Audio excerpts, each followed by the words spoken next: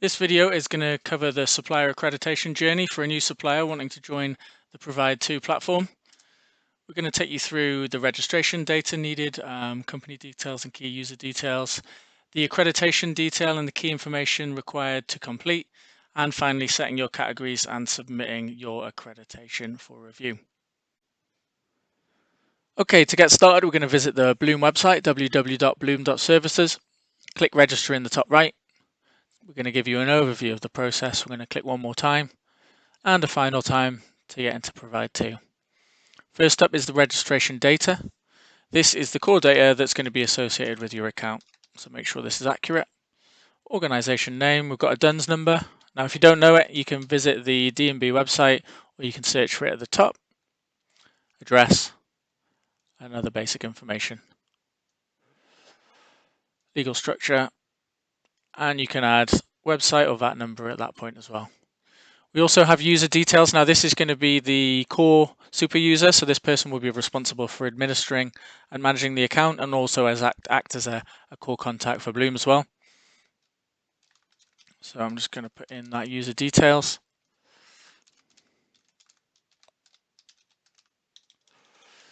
Now we have their username, which will be the best way is to use the same as their email address. That'll be what they use to log into the account, or you used to log into the account. Phone number, language, which at the minute is English or Welsh, role within the organization, and if there's any high contrast or accessibility requirements. Once you're happy with that, you can click save.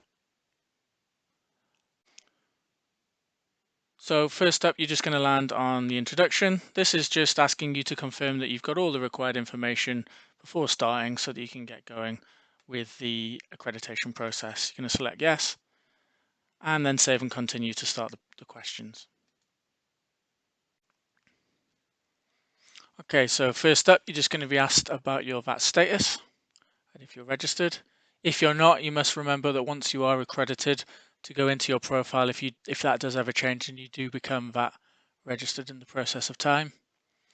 Your VAT number. What size is your organization and where your company has offices. And within that, where you can supply services. So this bit is important because it may affect shortlisting, particularly for on-site services. Remotely, that's going to be less important. Social environmental mission, and if you have one as part of your organization, and if yes, just select your organization structure. Next up, we have capabilities. So here, a very brief overview of your capabilities. First up, ethical employment and supply chain, and just to confirm your code of practice. And then next, the important ones are around accepting the Bloom terms and conditions and the self-billing agreement. So by selecting yes within these boxes, you are confirming that you have accepted them. You can download the documents here. They are accessible earlier in the journey as well. If you do have any questions, please get in touch with Bloom and they'll be able to help you out with that. Once you're happy with that, save and continue. And we're next coming into the mandatory questions that are linked and derived from the Crown Commercial Services Procurement Policy Note. These are around financial and legal requirements as part of the tender process. If you do answer yes to any of these, we may come back to you to ask further questions with regard to the accreditation.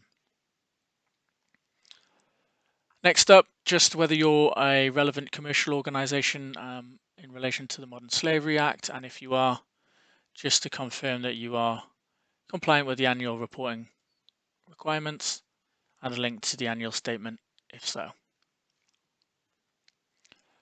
Next, an important one is around insurances. So which levels or which types of insurances you have, professional indemnity and public and employer's liability. If you do have one or all of them, you'll be asked for what level and when the expiry is. And again, this expiry is a really important one to keep up to date. It will and probably will be used as part of tenders in the future. So it may come into question when getting shortlisted and when going through the ITT process. So make sure those are up to date. And also a question of whether you'd be willing to increase the level of cover should a specific project or requirement need so. So again, yes or no for that one. Next is around standards and accreditation. So any team members' resources who hold security clearance. And again, would you be willing to apply for security clearance if a requirement was necessary? If you have selected one of those, we'll be asked as well some further questions about that. Do you have any DBS checks? And again, would you be willing to apply? And do you currently hold any data security accreditations, industry standards, or technical accreditations as well?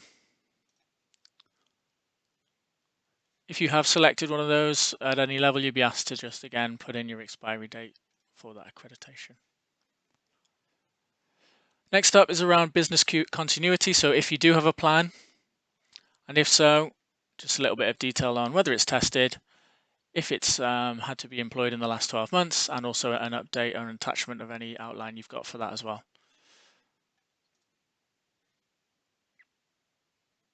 How you heard about Bloom.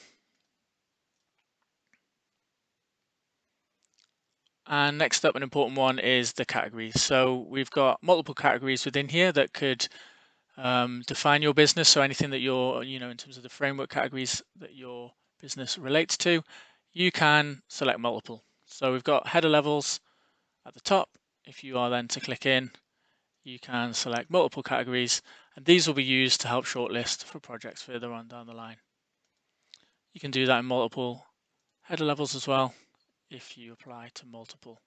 And you can also search as well at the top here. Now we will review this as well as part of the accreditation. So once you're happy with that, the next step is to just confirm. So this is going to be the last step within the accreditation journey. Once you've pushed that, that's then going to be sent through to our supplier team to review and process the accreditation. Once you've submitted, we will endeavour to review that information within 3 days and come back to you. When accredited, you'll receive an alert from the system to confirm that it's been reviewed and that you are now accredited. Within there, you can access the Bloom resources and also a link directly through to set up your Provide2 account and set your email and password. If you do have any questions, please do get in touch on the phone, via email to suppliers@bloom.services. And we do have the supplier resources on the website bloom.services/supplier.resources. Thank you very much.